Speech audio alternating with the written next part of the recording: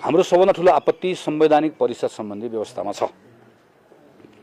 यो संवैधानिक परिषद सम्बन्धी व्यवस्था अहिले आएको अध्यादेशमा छलफल गर्दै गर्दा यो संविधानमा किन राख्यो भनेर हेर्नुपर्ने हुन्छ।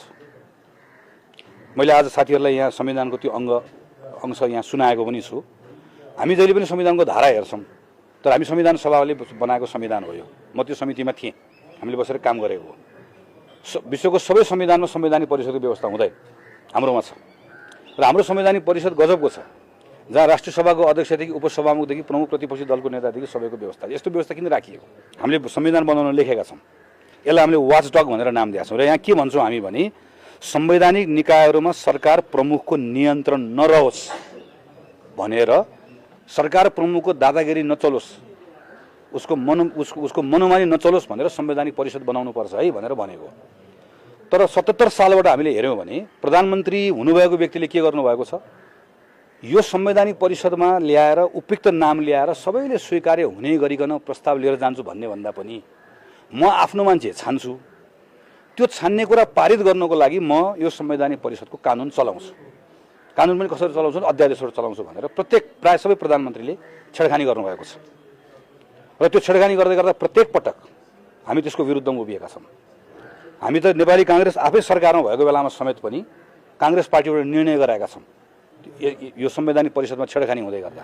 कुनै एउटा बेला थियो जतिखेर पूर्व प्रधानमन्त्रीजी हुनुहुन्थ्यो, पूर्व प्रधानमन्त्रीजीलाई के लाग्यो भने प्रतिनिधि सभाको सभामुख मात्रै मेरो अनुकूल छ, त्यसले यस्तो संवैधानिक परिषदको व्यवस्था गर्न खोजियो कि 2 जना भयो भने बहुमत पुग्छ भनेर।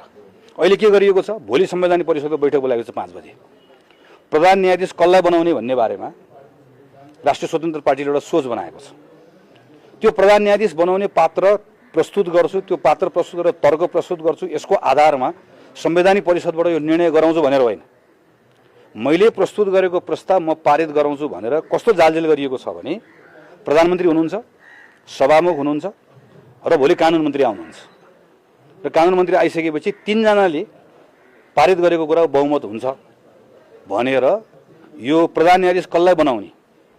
आफूले खल्तीबाट झिकेको नामलाई प्रधान न्यायाधीश बनाउने, जसलाई मन लाग्यो त्यसलाई बनाउने, त्यहाँभित्र अमङ द उम्मेदवार। यो कुरा सोचेर यसरी त्यो संवैधानिक परिषदमाथि आफ्नो नियन्त्रण राख्नका निम्ति यस्तो धेरै ठुलो संसद आह्वान गर्ने, संसद बन्द गर्ने सबै प्रपञ्च रचिएको छ। अगाडिको प्रधानमन्त्रीले ठ्याक्कै यो गर्नुभएको।